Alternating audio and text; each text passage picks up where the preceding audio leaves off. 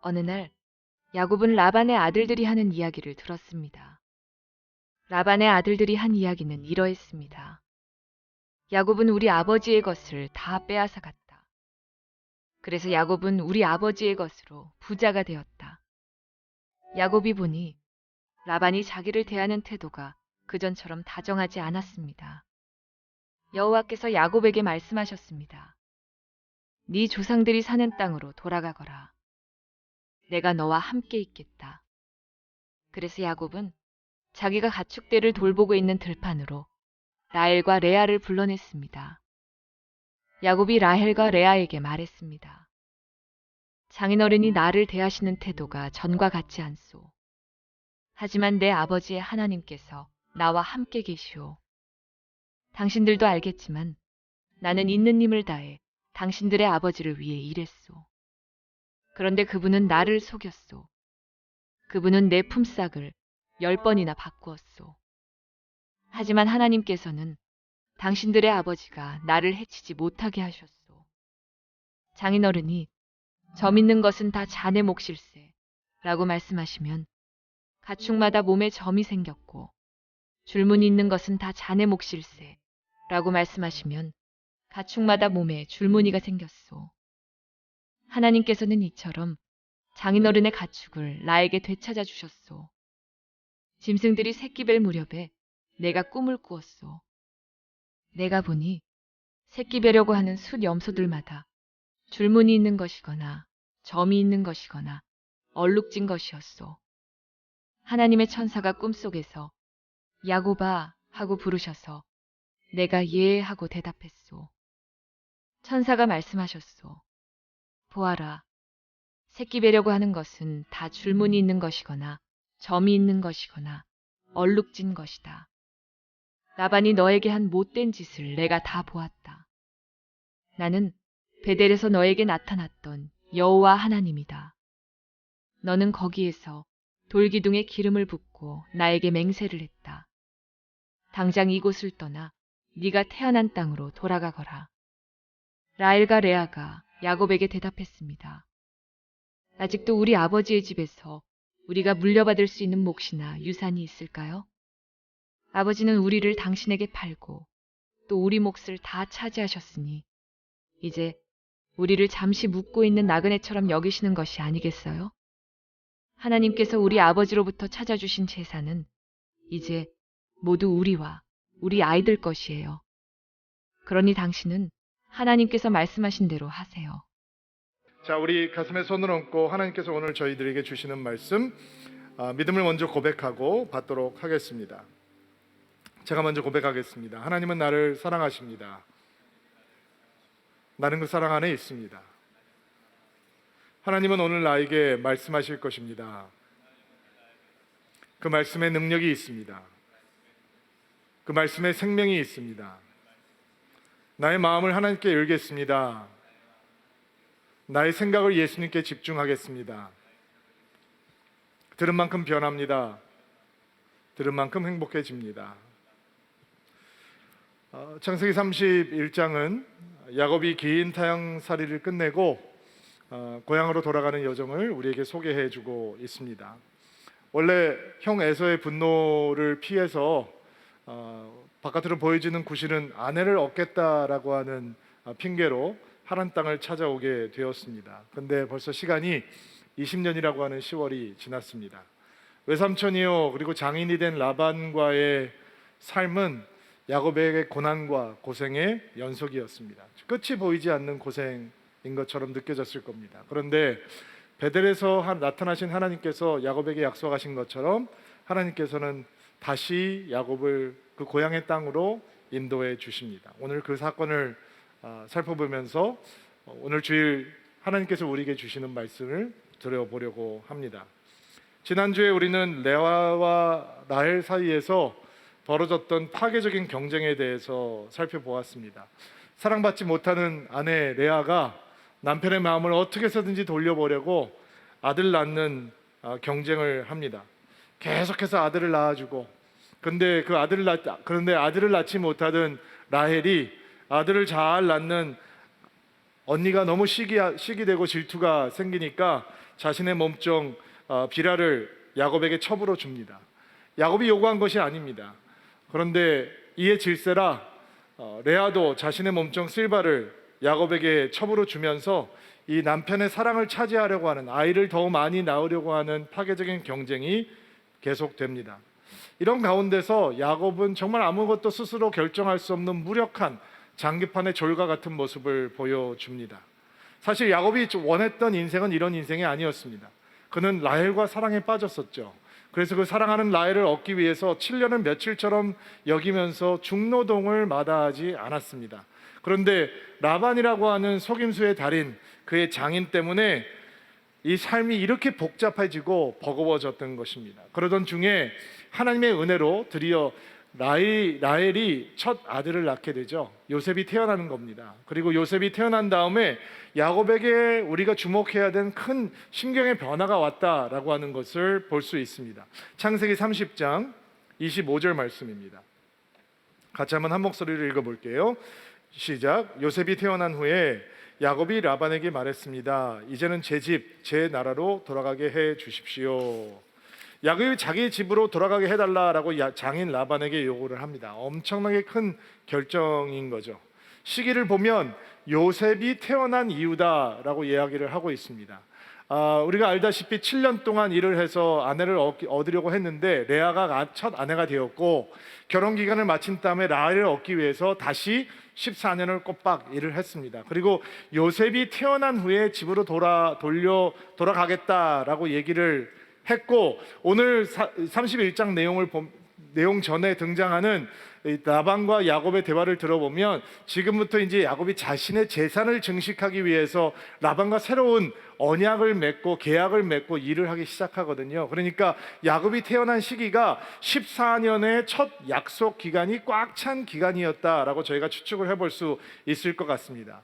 야곱이 태어난 후에 집을 향해 떠날 생각을 했다라고 하는 것이 매우 흥미롭습니다. 왜 흥미롭냐면 야곱에게는 아내가 넷이 있는데 누가 가장 소중하고 사랑하는 아내인가? 라헬이죠. 야곱이 원했던 유일한 아내가 누구인가? 라헬이죠. 근데 그 아내가 아들을 낳을 수 없었는데 드디어 아들을 낳게 되었고, 그게 요셉인 겁니다. 그러니까 야곱의 마음속에는 요셉이 그의 장자인 것이다 라고 우리는 확인해 볼 수 있을 것입니다.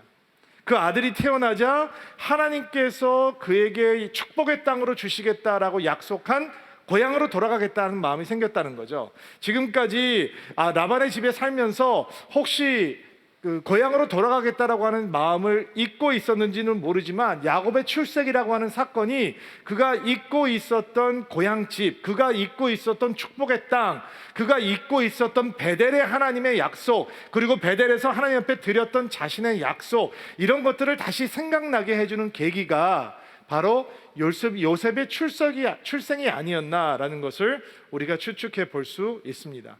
하나님께서 야곱이 이 집을 떠나서 돌베개를 자고 광야에서 잠이 들었을 때 나타나셔서 처음 이렇게 말씀하시죠. 이게 야곱과 하나님과의 처음 만남입니다. 하나님께서 야곱에게 첫 말씀을 주시는 말씀이 바로 이 베델에서 나타나신 하나님의 말씀 아닙니까? 그때 하나님께서 야곱에게 이런 말씀을 하셨습니다. 나는 내 할아버지 아브라함의 하나님, 이색의 하나님 여호와다. 내가 너와 내 자손에게 내가 지금 자고 있는 땅을 줄 것이다. 내 자손은 땅의 티끌처럼 많아져서 동서남북으로 사방으로 퍼지며 땅 위의 모든 민족들이 너와 내 자손을 통해 복을 받을 것이다.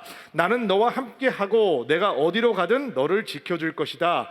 그리고 너를 다시 이 땅으로 데려오리니 내가 너에게 약속한 것을 다 이루어 주기 전까지 나는 너를 떠나지 않을 것이다. 이런 감격스러운 하나님의 약속을 듣고, 하나님의 말씀을 듣고 이 야곱이 하나님 앞에 서원을 하죠. 약속을 드리는 겁니다. 만약에 하나님께서 그렇게 해 주신다면 여호와는 나의 하나님이 될 것이며 내가 쌓았던 돌기둥은 하나님의 집이 될 것이고 나는 모든 소득의 11조를 하나님 앞에 드리겠습니다 라고 약속했습니다. 그런데 지금까지 야곱이 라반과 함께 하란 땅에서 그렇게 엄청나게 고생을 하면서 살고 있는데, 하나님을 향해서 제단을 쌓았다, 하나님을 향해서 제물을 드렸다, 기도했다, 예배했다, 어떤 영적인 성장의 기회를 만들고 있다, 하나님과 친밀한 교제를 하고 있다, 이런 증거나 사건의 기록이 전혀 없습니다. 베델의 하나님을 기억하고 있다라고 하는 증거가 그 어디에도 등장하지 않습니다. 탐욕스러운 라반 밑에서 고생을 하면서 혹시라도 잠시 그에게 주어졌던 베델 하나님의 약속, 또 그가 베델 하나님 앞에 드렸던 그 서원, 그것을 잊고 있는 것은 아니었는지, 삶의 무게에 눌려서 그것에 대해서 잊은 것은 아닌지 이런 생각을 갖게 합니다. 그런데 요셉이 태어나자, 그게 14년의 기간이 꽉 찬 기간이었던 것 같아요. 요셉이 태어나자 그가 돌아가야 되겠다는 생각을 합니다. 가진 것은 아직 아무도 없습니다. 그러나 그가 하나님께서 약속하신 그곳으로 돌아가야 되겠다라고 얘기를 합니다. 그 말은 베델에서 만난 하나님의 약속을 기억하게 되었다라고 하는 것으로 해석해도 무방할 것입니다. 요셉의 출생이 하란에서 살고 있는, 삶의 무게에 지쳐 있는, 그리고 너무 고생을 하고 있는 야곱에게 나에게는 하나님의 축복이 부어지고 있는, 기다리고 있는 그 땅이 있다라고 하는 것을 상기시켜 주었다라는 것입니다. 사실 구약을 보면 아들의 출생 때문에 하나님과의 기회에 대해서 조금 반환점을 맞는 사람의 이야기가 종종 등장을 하게 되는데, 그 대표적인 인물이 에녹이라고 하는 아주 신비한 인물입니다. 300년 동안 하나님과 동행을 하다가 죽음을 보지 않고 하나님께서 데려가신 인물의 이야기가 창세기에 등장을 하잖아요. 근데 이 에녹이라고 하는 사람이 하나님과 언제부터 동행을 시작하냐면, 그의 아들 무두셀라라고 하는 사람이 태어나면서부터 하나님과 동행을 시작합니다. 그가 65세 때 무두셀라를 낳는데, 그 무두셀라라고 하는 인물이 성경에서 가장 오래 산 인물이거든요. 근데 그 무두셀라라고 하는 이름 가운데 하나님의 심판이 다가오고 있다라고 하는 의미가 포함되어 있습니다. 그러니까 65세 전까지 에녹은 그 타락한 시대 사람들처럼 별로 특별하게 하나님과 친밀한 관계가 아니었는데, 무두셀라라고 하는 아들이 태어나고 그 이름 속에서 다가올 하나님의 경고, 심판의 경고가 주어지자 그는 그의 삶을 돌이켜서 하나님과 동행하기 시작하고 300년 동안 끊어지지 않는 하나님과의 동행을 통해서 하나님 앞에 들림을 받았다는 거죠. 이처럼 요셉이 태어나고 요셉이 출생하자 야곱이 자신에게 돌아가야 될 집이 있다라고 하는 것을 생각해내게 되었다라는 것입니다. 아무리 고생스러워도 아무리 풍족해도 그가 머물고 있는 땅은 그의 집이 아니고 그에게는 돌아갈 집이 있다라고 하는 것을 그가 생각해냈다라는 것입니다. 사실 믿음의 여정이라고 하는 것은 그 집으로 돌아가는 거잖아요. 여러분도 그렇고 저도 그렇고 그 집을 향해서 지금 나아가고 있는 거거든요. 이 세상을 살아가면서 우리는 하나님께서 우리에게 주신 집을 향해서 나아가고 있는 믿음의 여정인 거죠. 그리고 하란에 잠시 머물러 있던 이 야곱이 요셉의 출생을 통해서 그에게 집으로 돌아가야 된다는 하나님의 인도하심을 받고 이제 그 믿음의 여정을 나아가려고 하는 것입니다. 그런데 라반이라고 하는 세속적인 사람이 그런 믿음의 여정을 기뻐할 리가 없죠. 그가 다른 계약 조건을 제시합니다. 그리고 그 대화 속에서 라반이라고 하는 사람의 영적인 정체성이 무엇인지를 우리가 파악할 수 있습니다. 자, 창세기 30장 27절 말씀인데요. 27절 말씀 한 목소리로 한번 읽어볼게요. 시작. 라반이 말했습니다. 괜찮다면 나와 함께 계속 있게나 여호와께서 나에게 복을 주신 것이 다 자네 때문인 것을 내가 예측하여 알고 있었네. 자, 쉬운 성경에서는 여호와께서 라반에게 복을 주신 것이 야곱 때문인 것을 예측하여 알고 있다 이렇게 번역을 했어요.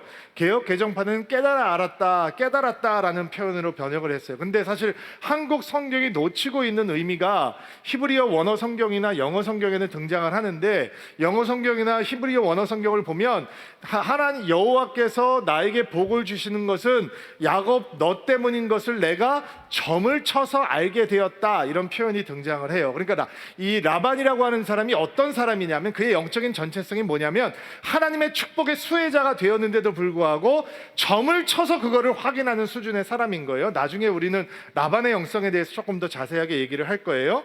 자, 장인의 요청을 듣고 이번에는 야곱이 더 머물러 있어라 라고 하는 것을 듣고 야곱이 새로운 계약 조건을 제시하는데, 그 계약 조건은 이런 조건이었어요. 양을 치고 가축을 치는데 줄무늬가 있는 것, 점박이 아롱진 것, 검은 것 이런 것들은 다 야곱의 재산이 되고 흰 것은 이제 라반이 재산이 되기로 합시다. 만약에 그런 조건을 수락하면 내가 더 일을 하겠습니다 하는 거죠. 그리고 이렇게 욕심이 많았던 라반이 그 조건을 순순히 수락한 것을 보면 가축 가운데 줄무늬가 있는 것, 점박이가 있는 게 굉장히 드물었고 하얀색이 훨씬 더 많았다는 것을 우리는 알 수 있죠.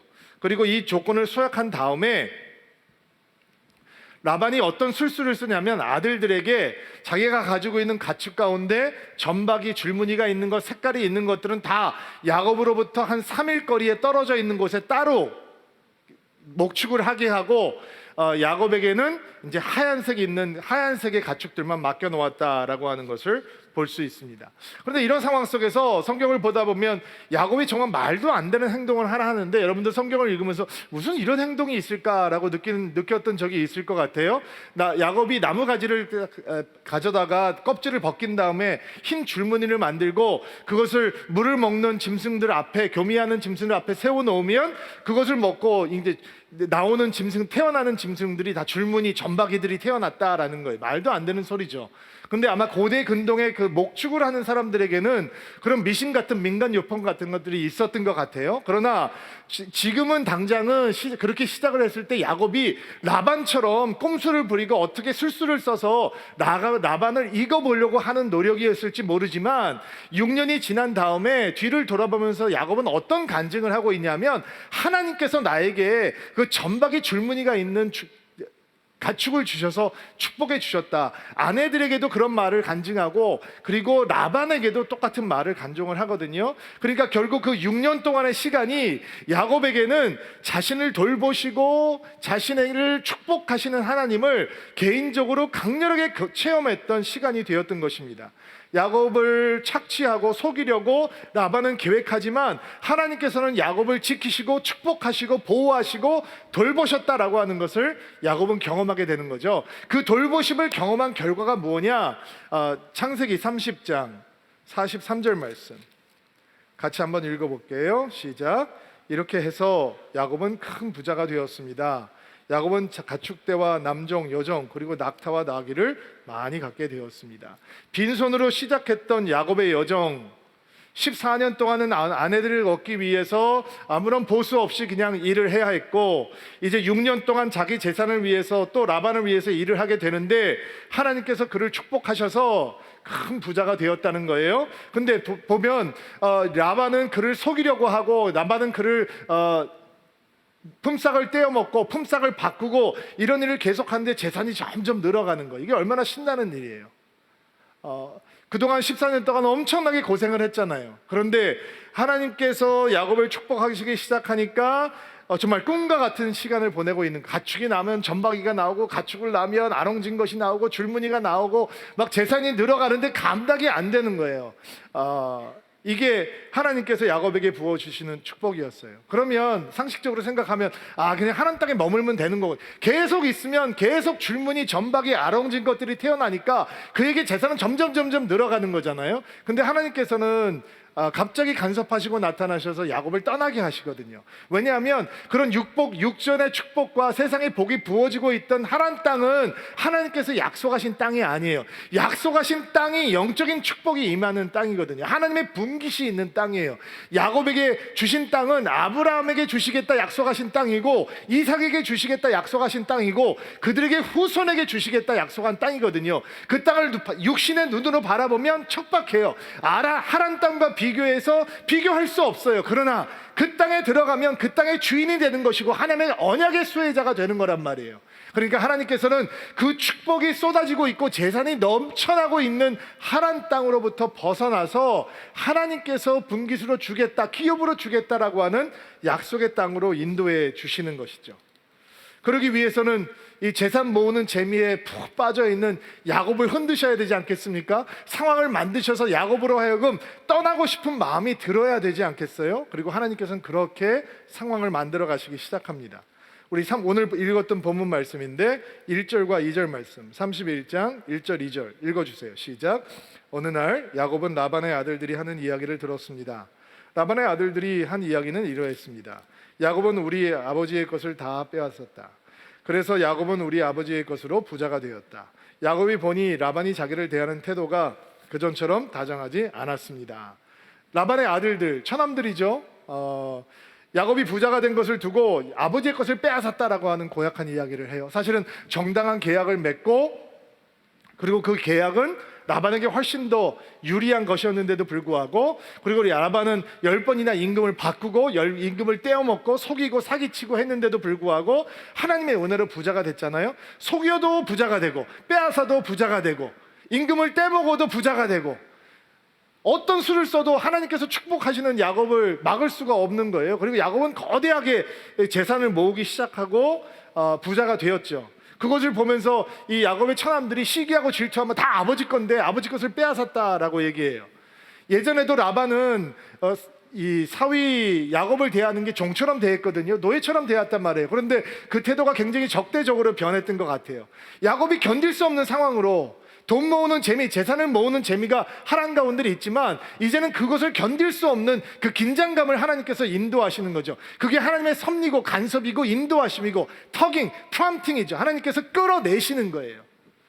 그리고 하나님께서 드디어 직접 말씀해 주시기 시작합니다. 3절 말씀 읽어주세요. 시작. 여호와께서 야곱에게 말씀하셨습니다. 내 조상들이 사는 땅으로 돌아가거라. 내가 너와 함께 있겠다. 베델에서 나타나신 하나님께서 20년 만에 나타나서 무슨 말씀을 하시느냐? 다시 돌아가라 라고 말씀을 하시는 거예요.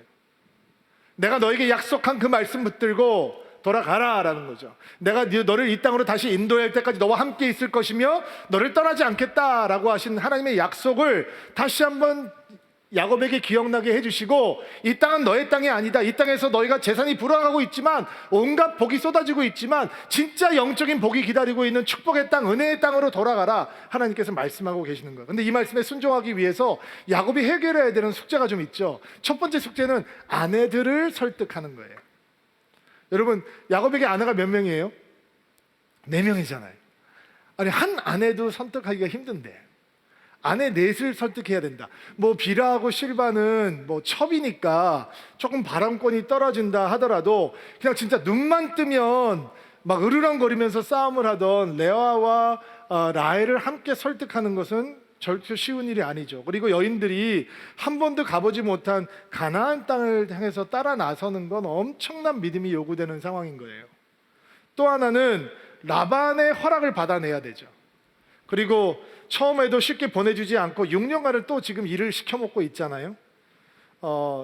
온갖 속임수와 사기로 임금을 10번이나 떼먹고 바꿨잖아요. 그의 태도로 보아서 쉽게 보내주지 않을 것이고, 그리고 보내더라도 가족들도 빼앗고 딸들도 빼앗고 재산들도 다 뺏고 쫓겨날 가능성이 있기 때문에, 그러면 20년의 수고와 고통이 완전 허비가 되는 거죠. 그리고 야곱은 이런 불안한 마음 가운데 아내들을 설득하기 시작합니다.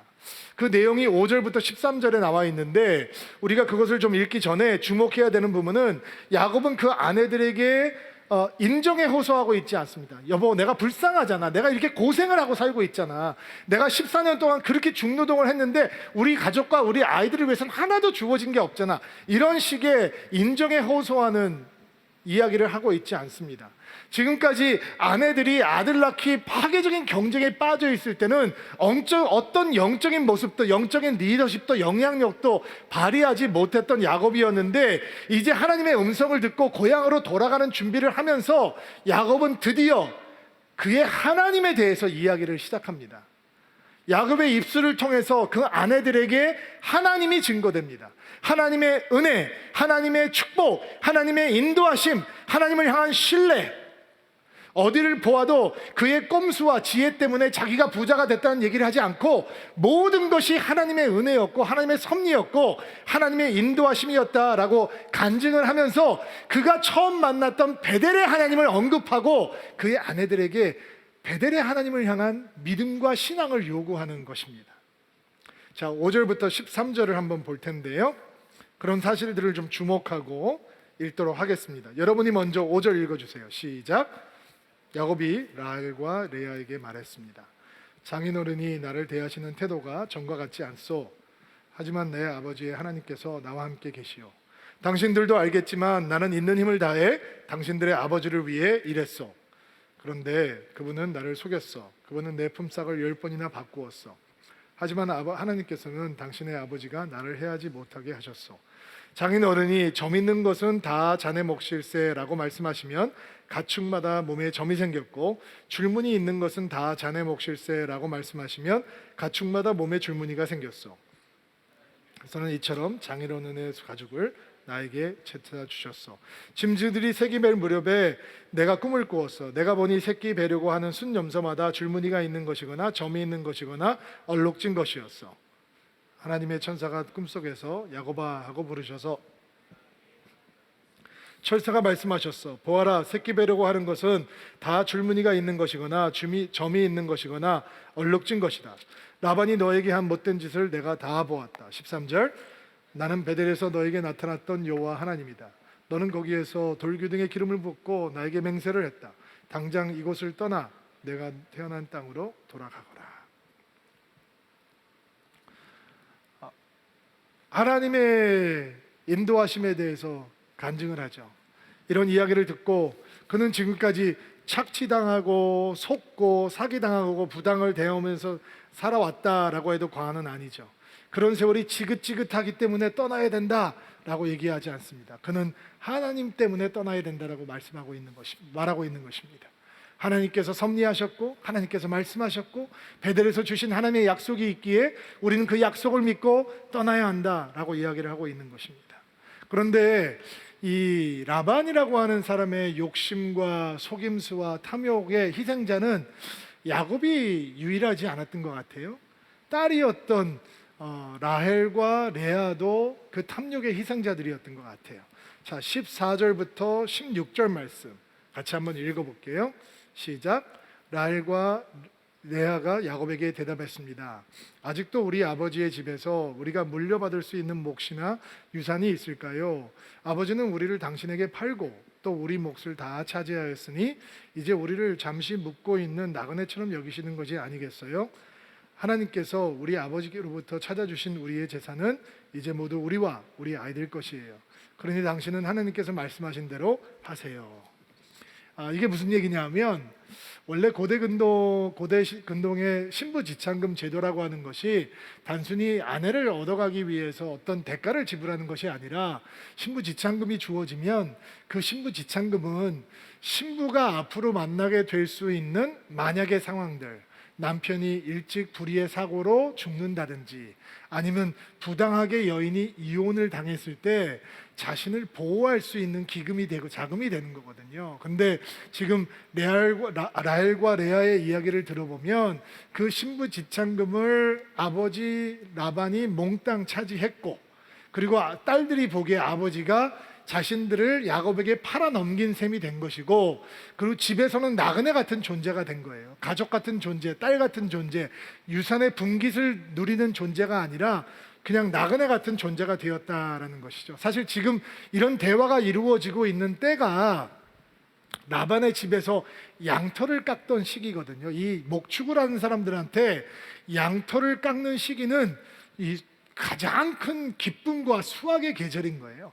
많은 친척들과 사람들을 불러 모아서 큰 잔치처럼 일주일 내지는 2주일 동안 이렇게 진행되는 게 양털 깎는 건데, 지금 모든 사람들이 거기에 가 있는데 야곱도 라헬도 그리고 레아도 거기에 초청받지 못했거든요. 그러니까 라반이 그의 집안 식솔들이 지금 야곱의 집안 사람들을 어떻게 대우하고 있는지 우리가 쉽게 상상할 수 있는 거죠. 그리고 아내들의 격려와 이 설득을 받아낸 야곱이 드디어 가족들을 데리고 이제 몰래 도망을 갑니다.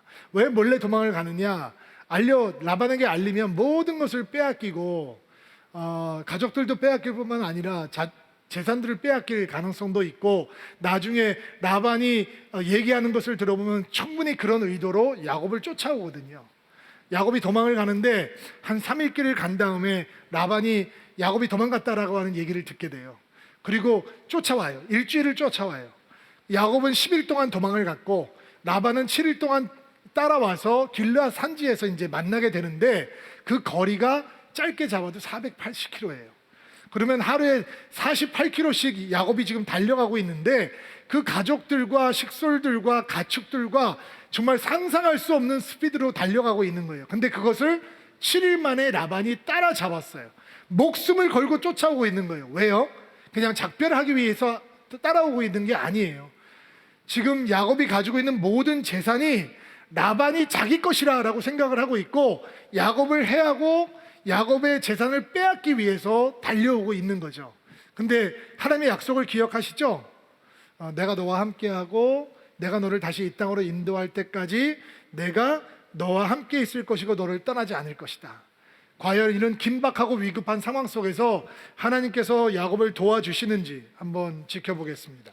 자, 31장 24절 말씀 같이 한번 읽어볼게요. 여러분이 먼저 읽어주세요. 시작.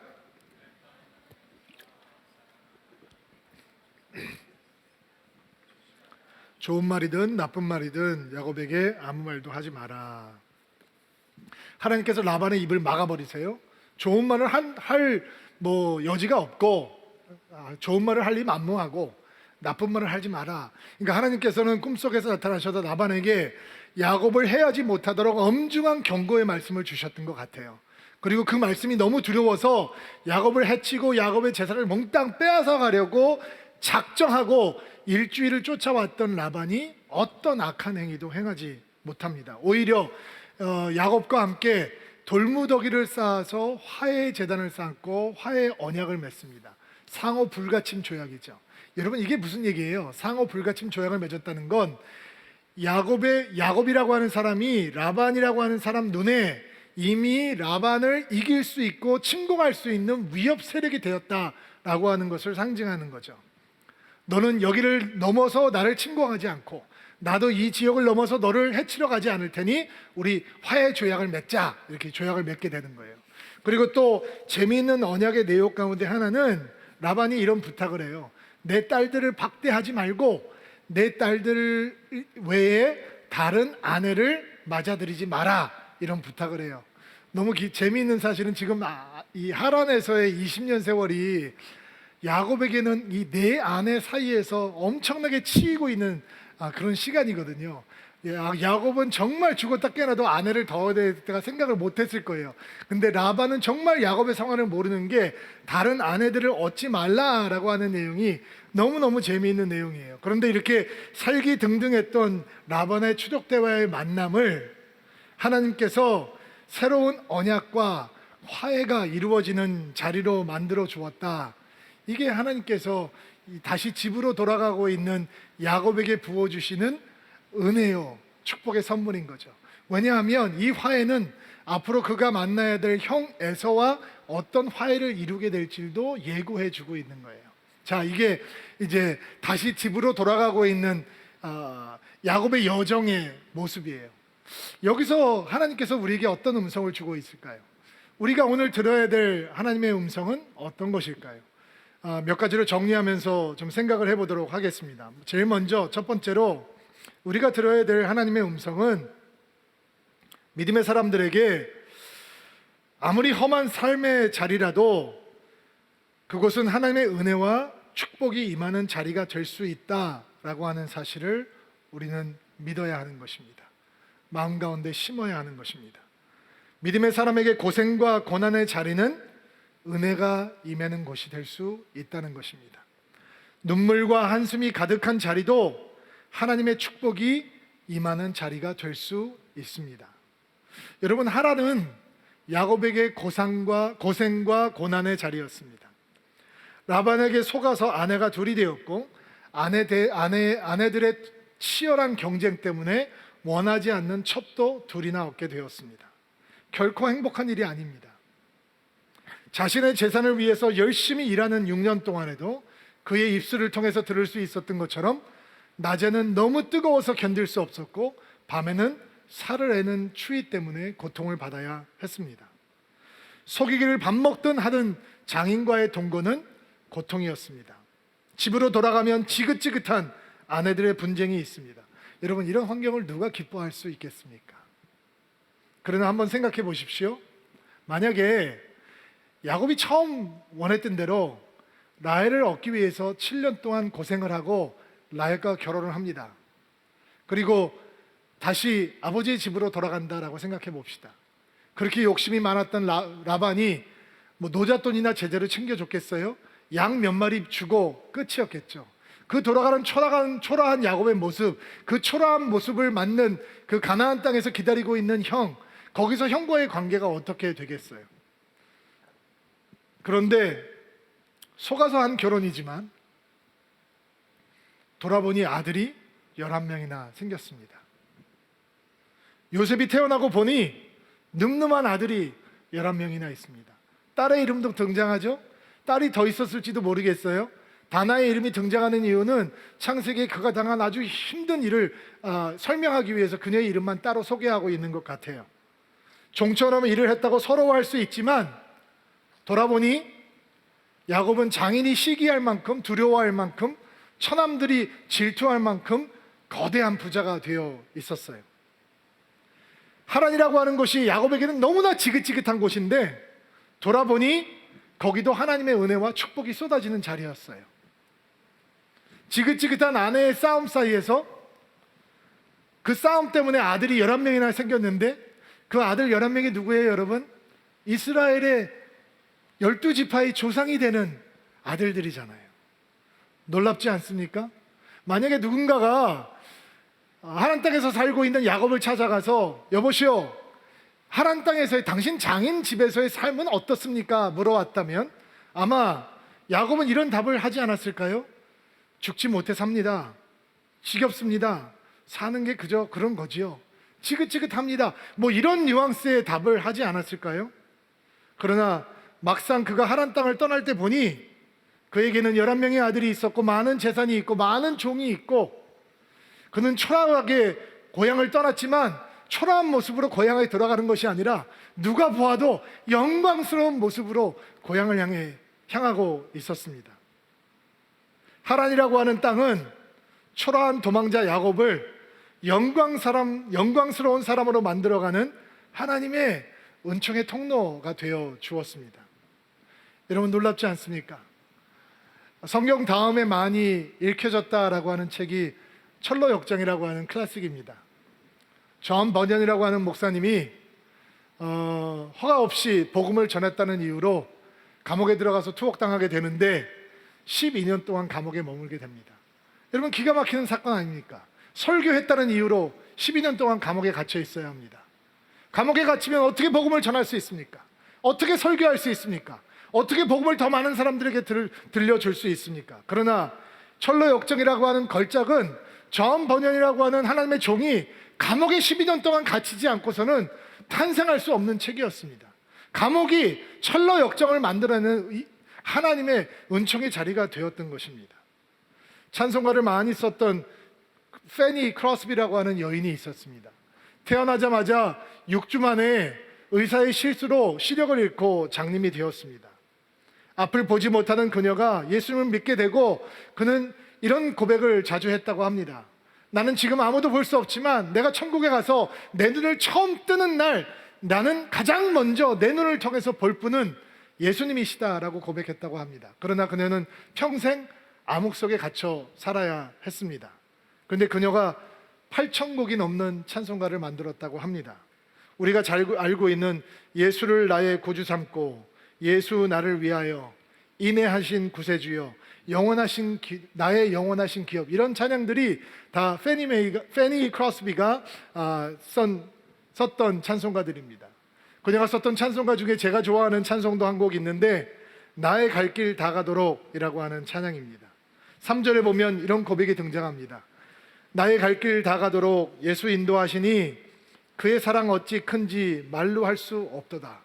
태어나자마자 6주 만에 장님이 되었습니다. 평생 암흑 속에 삽니다. 그러나 그녀는 하나님의 사랑이 어찌 이리 큰지 말로 할 수 없다라고 고백을 합니다. 성령 감화 받은 영혼 하늘나라 갈 때에 영영 부를 나의 찬송 예수 인도하셨네. 만약에 그녀가 암흑 속에 갇혀 있는 고통을 겪지 않았다면 그 8,000곡의 찬송시들은 나올 수 있었을까요? 암흑 속에 있는 고통 속에서 이런 은혜로운 찬송가들이 탄생할 수 있었던 것입니다. 사랑하는 성도 여러분, 때때로 우리의 삶의 자리가 너무 무겁고 버겁게 느껴질 때가 있습니다. 하루하루 버티기가 힘들 때를 만날 수도 있습니다. 아무리 수고하고 땀을 흘려도 의미가 없다라고 느낄 때가 느낄 때도 있습니다. 한숨이 끊이지 않고 눈물이 마르지 않을 때를 만날 수도 있을 것입니다. 그러나 오늘 하나님께서 야곱을 통해서 우리에게 주시는 말씀을 우리 영혼 가운데 심게 되기를 바랍니다. 바로 그 자리가 하나님의 은총과 하나님의 은혜와 하나님의 축복의 선물이 임하는 자리가 될 수 있습니다. 하란에서 야곱이 하나님의 이름을 불렀다라고 하는 기록은 나오지 않습니다. 하나님을 기억했다라고 하는 증거도 등장하지 않습니다. 어쩌면 고생이 너무 심해서 야곱은 하나님을 잊고 있었는지 모릅니다. 그러나 은혜는 야곱은 하나님을 잊었을지 모르지만 하나님께서는 한 번도 야곱을 잊으신 적이 없었습니다. 하나님께서 야곱에게 주셨던 약속을 한 번도 잊으신 적이 없었고 하나님의 눈은 야곱에게서 한 번도 떨어진 적이 없었습니다. 하란에 도착한 야곱은 얼마나 초라합니까? 14년 동안 중노동을 하고 있는 종 같은 인생, 야곱은 얼마나 초라합니까? 그러나 하란을 나올 때 야곱은 초라하지 않습니다. 야곱의 인생이 서럽게 시작했습니다. 서럽게 진행됐습니다. 그러나 야곱의 인생은 서럽게 끝나지 않습니다. 우리의 눈물과 우리의 한숨과 우리의 고통과 고생을 축복으로 만드실 하나님을 기대하고 소망하시기 바랍니다. 우리의 한숨과 눈물을 닦아주실 하나님을 기대하시기 바랍니다. 고생과 한숨의 자리에도 하나님의 축복은 반드시 부어집니다. 코로나 사태가 끝나면 전 세계가 감당할 수 없을 큰 경제적인 위기 속에 침하게 될 거라고 많은 사람들이 얘기합니다. 우리 주변에도 혹시 우리도 그런 고통 가운데 들어갈 수 있습니다. 여러분, 오늘 말씀을 기억합시다. 야곱의 삶을 기억합시다. 어떤 고통의 자리도 하나님의 축복이 오는 것을 막을 수 없는 것입니다. 하란 땅이 야곱에게 잠시 동안은 지긋지긋했을지 모르지만 돌아보면 그것이 하나님의 축복이 임하는 은혜의 자리였다는 것을 기억하게 될 것입니다.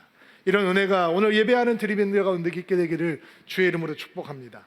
두 번째, 우리가 듣고자 하는 하나님의 음성은 믿음의 사람에게 미워하고 용서하는 사람이 생길 때야말로 용서와 화해와 사랑과 용남을 배울 수 있는 최선과 최고의 기회가 된다라고 하는 사실입니다.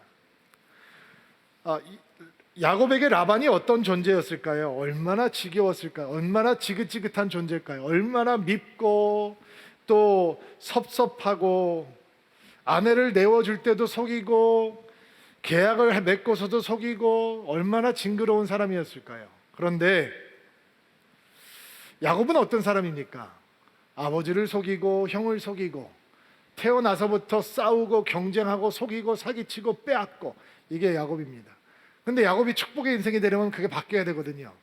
근데 그 축복의 인생이 되게 하기 위해서 하나님께서는 야곱을 어떻게 연단하고 훈련하시느냐, 야곱보다 더 잘 속이고 야곱보다 더 잘 사기치고 야곱보다 더 빼앗기를 주저하지 않는 라반의 손에 잠시 야곱을 맡겨 놓으십니다. 라반의 소빈수의 잔인함 속에서 그 속임과 사기가 얼마나 큰 고통의 원인이 될 수 있는지 야곱이 뼈저리게 배우게 되는 것이죠. 그리고 야곱은 그렇게 속이지 않는 사람으로 빚어져 가고 있는 것입니다. 야곱은 라반 때문에 용서와 화해를 배웁니다. 자기를 죽이려고 모든 것을 빼앗으려고 쫓아온 라반과 추적대 앞에서 그는 화해 돌무더기를 쌓습니다. 야곱이 라반을 용서하면서 용납하면서 그와 화해하면서 그가 배울 수 있고 깨달을 수 있는 건 자신도 용서받아야 될 존재이고 아버지에게 형 에서에게 용서받아야 될 존재이고 자신도 누군가 화해함이 있어야 되는 존재인 것을 깨닫게 되는 것입니다. 그리고 우리는 그 형 에서와의 화해 모습 속에서 하나님께서 야곱을 어떤 모습으로 만들어 가시는지 확인하게 될 것입니다.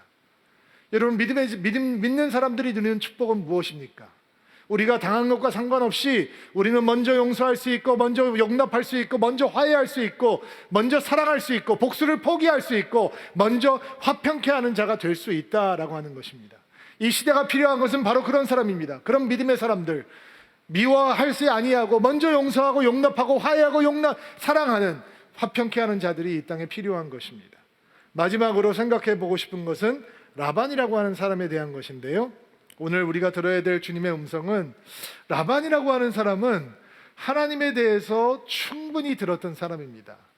아브라함이 갈대아 우르를 떠나고 하란을 떠날 때도 왜 떠나야 되는지 하나님에 대해서 들었을 것이고, 이삭의 아내를 찾기 위해서 자신의 집을 찾았던 아브라함의 노종을 통해서도 하나님이 어떤 분인지 어떻게 인도하셨는지 하나님의 역사에 대해서 충분히 들었을 것이고, 야곱을 통해서도, 그리고 자기에게 임했던 축복이 하나님께서 야곱 때문에 주시고 있다라고 하는 것을 확인하고 또 확인했을 터인데, 라반이라고 하는 사람은 끝까지 믿음 안으로 들어오지 못하는 세속적이고 탐욕적이고 육적인 사람의 표본이 되는 것입니다.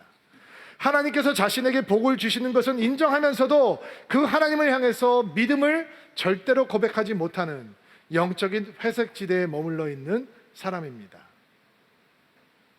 불쌍한 사람이죠. 항상 은혜의 언저리에만 머물러 있는 사람, 은혜 안으로 들어오지 못하고 은혜의 주변만 서성이는 사람, 하나님에 대해서는 충분히 아는데 하나님을 알지 못하는 사람, 이게 바로 라반이 우리에게 주는 경고입니다. 이렇게 은혜를 맛볼 수 있는 기회가 충분히 있는데도 불구하고 하나님과 상관없는 삶을 선택하는 어리석은 인생이 되지 말라라고 하는 것이 오늘 하나님께서 우리에게 주시는 경고의 음성입니다. 돌아보면 주변에 그런 분들을 가끔 보게 됩니다. 믿음의 가정에서 태어났는데 믿음을 소중히 여기지 않고 믿음의 언저리에만 머물러 있는 사람, 그 사람들이 제일 자신 있게 하는 말은 자신들도 다 안다라는 것입니다. 정작 아는 것은 아무것도 없습니다. 하나님에 대해서 알지 모르지만 그분을 알지는 못하는 인생이 되는 거죠. 믿음의 배우자를 만났는데 그냥 은혜의 언저리에만 머물러 있는 사람이 있습니다. 이런 계기 저런 계기로 예수 그리스도라고 하는 구원자를 알게 되었는데 은혜의 언저리에만 머물러 있는 사람이 있습니다. 그것으로만 만족합니다. 교회를 다니면서 하나님을 향한 믿음의 고백, 사랑의 고백, 헌신의 고백 없이 그저 다니는 수준에만 머물러 있는 사람들이 있습니다. 하나님께서는 라반을 통해서 그들을 향해, 그런 분들을 향해 경종을 울리고 계시는 것입니다. 라반은 믿음을 소중히 여기지 못하고 은혜를 소중히 여기지 못하는 경박하고 세속적인 인생의 슬픈 모습입니다. 여러분, 절대로 은혜의 언저리에만 머물러 있지 않는 인생이 되기를 주의 이름으로 축복합니다. 은혜의 중심에 서는 인생, 은혜를 향해서는 언제나 열정으로 달려가는 믿음이 되기를 소망하고, 은혜를 구경하는 인생으로만 전락하는 것이 아니라 은혜를 맛보아 알 수 있는 진짜 믿음의 인생이 되기를 주님의 이름으로 축복합니다. 같이 한번 기도하겠습니다. 우리 가슴에 손을 얹고 축복하며 안수하시기를 바랍니다. 오늘도 예수님의 이름으로 여러분을 축복하겠습니다.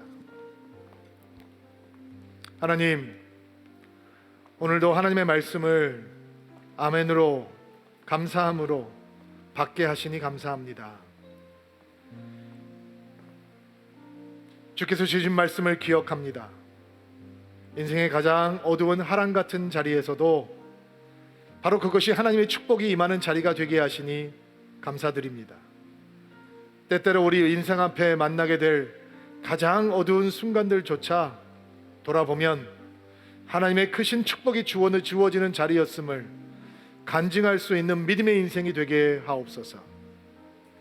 라반처럼 우리가 용서하고 화해해야 되는 대상을 만날 때 예수님의 사랑을 배울 수 있는 기회가 되게 하소서. 먼저 용서하고 사랑할 수 있는 용기를 주시고, 하나님의 사랑이 얼마나 큰지 용서하며 화해하며 경험하게 하옵소서. 드리빈들의 삶 속에 있는 깨어진 관계들, 흔들리는 관계들을 위해서 기도합니다. 우리가 먼저 화평케 하는 자가 되게 하옵소서. 먼저 용서하게 하시고, 먼저 화해하게 하시고, 먼저 사랑하게 하소서. 믿음의 사람들이 온 땅을 화평케 하는 자가 되어 가득 메우게 하옵소서. 은혜의 언저리에만 머무는 회색 분자가 되지 않게 되기를 원합니다. 은혜 앞에서는 목마른 사슴이 시냇물을 찾아 헤매듯이 갈급한 인생이 되게 하옵소서. 은혜 앞에서 구경꾼으로 전락하지 않게 하시고 주의 은혜를 맛보아 하는 복된 믿음이 될 수 있도록 은혜를 베풀어 주옵소서. 이번 주도 예수님의 이름을 부르며 주님과 동행하는 한 주가 되게 하시고, 주님의 불꽃 같은 보호하심이 사랑하는 드리민들과 함께하여 주옵소서. 예수님의 이름으로 기도하옵나이다.